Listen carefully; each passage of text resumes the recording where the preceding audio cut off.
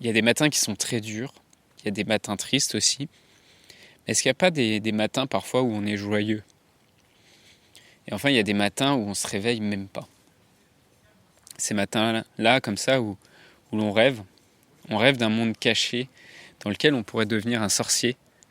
Ça me rappelle un petit gars qui avait grandi dans un placard. Il avait perdu son père et sa mère. Et il paraît que c'est devenu une star. On voudrait avoir des pouvoirs magiques pour aller leur parler à nos parents. On voudrait qu'ils nous racontent un peu comment ça se passe là-bas, s'ils pensent à nous. Ces matins-là, en fait, on rêve d'une vie dans laquelle papa ou maman est encore là, est encore en vie. On rêve aussi d'une vie dans laquelle tout ça, ça serait bien loin derrière nous. On a envie d'être grand déjà. On voudrait pouvoir être confiant ou confiante. On voudrait être fier, se sentir fort. On voudrait aussi être entouré, c'est sûr, de sa famille, de ses amis et de gens qui comprennent surtout ce qu'on vit.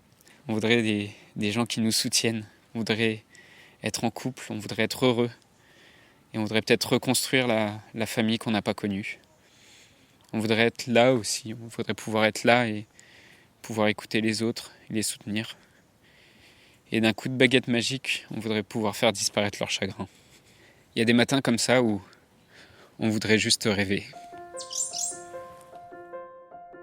Dans un monde où la question de la mort est souvent taboue, où vivre un deuil signifie encore être jugé, provoquer de la gêne, de l'incompréhension, quand ce n'est pas de la pitié, la grande question est celle-ci.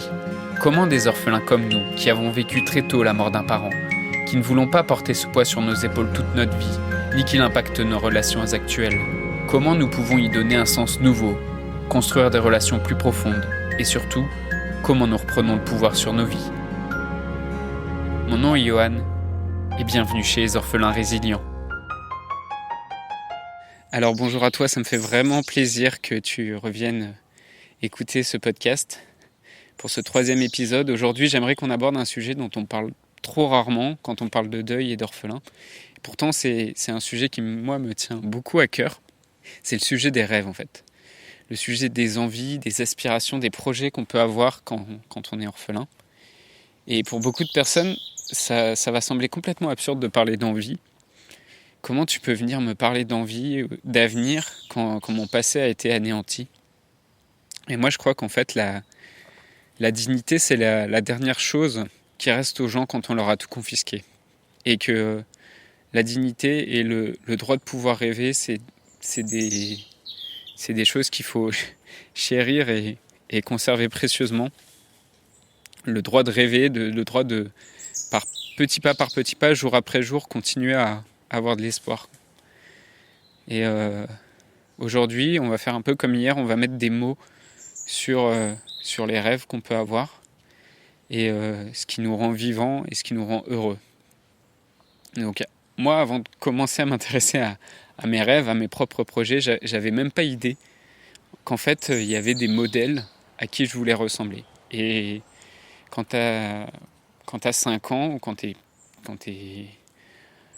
adolescent, quand t'es jeune et que t'es un orphelin, bah tu sais pas que cette histoire, elle a pu arriver à d'autres personnes et d'autres personnes qui sont devenues des adultes et qui sont parfois des adultes même très épanouis ou même des célébrités qui sont passées par les mêmes épreuves.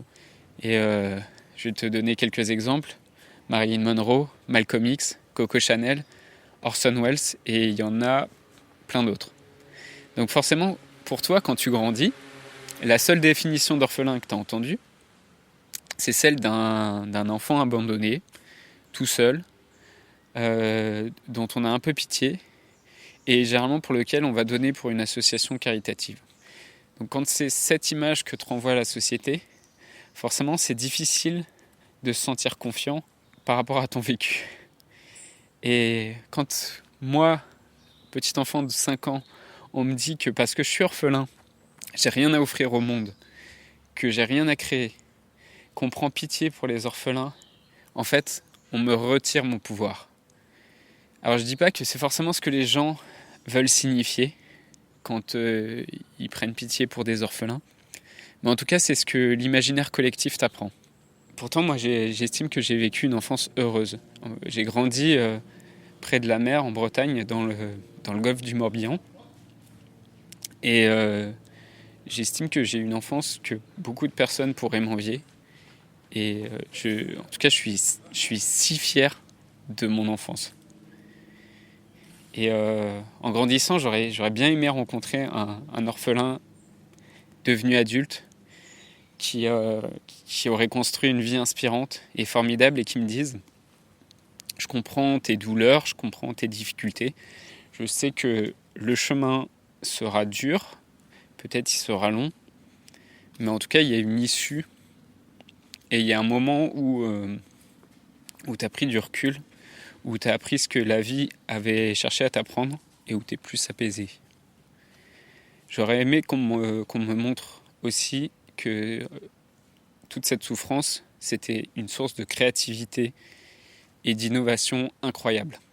On n'en parle pas très souvent, mais l'innovation, elle apparaît pas parce que quelqu'un est dans des circonstances idéales, que tout va bien dans le meilleur des mondes. L'innovation, elle arrive, l'art se crée à cause de la souffrance. Et donc, quand on sait accueillir cette souffrance, c'est quand on apprend à l'écouter, c'est là qu'on peut créer des choses aussi merveilleuses. Et j'ai découvert très tard en fait qu'il y avait des personnes, orphelines ou pas, qui pouvaient m'inspirer. Et moi, depuis que je le sais, je m'en sers pour écrire mes rêves, pour écrire mes envies. Et c'est ça qui me donne de la force, c'est ça qui me rend le pouvoir en fait qu'on m'avait retiré. Donc des rêves tout simples au plus ambitieux que tu puisses faire. Je crois que la plus grande difficulté qu'on rencontre en tant qu'orphelin, c'est de se sentir seul et incompris et d'avoir des difficultés dans les relations. Et donc pour moi, les rêves les plus simples mais importants qu'on puisse faire, c'est par exemple, tu es célibataire mais tu aimerais pouvoir trouver l'amour ou construire un couple heureux. Ou alors tu es en couple et tu aimerais que ta relation elle soit quelque chose d'authentique, d'équilibré, d'honnête, de douce et de vrai. Et là, je voudrais vraiment te porter l'attention sur les mots que j'utilise, parce qu'en fait, quand tu n'as pas cherché à définir ce que tu attendais d'une relation, il ne faut pas s'étonner que tu n'obtiennes pas ce que tu attendais de cette relation. Et c'est pour ça que pour moi, et moi je n'avais pas du tout conscience quand j'ai commencé à me mettre en couple, que je ne savais pas ce que j'attendais de ce couple. Et c'est pour ça que pour moi, mettre des mots sur ses rêves, c'est hyper important. Peut-être aussi, tu as envie d'être à l'aise dans tes relations et tu voudrais plus dépendre du regard des autres. T'aimerais, alors c'est quelque chose pour moi qui est aussi très important, c'est d'avoir confiance en soi, d'être capable de communiquer avec aisance, de t'affirmer.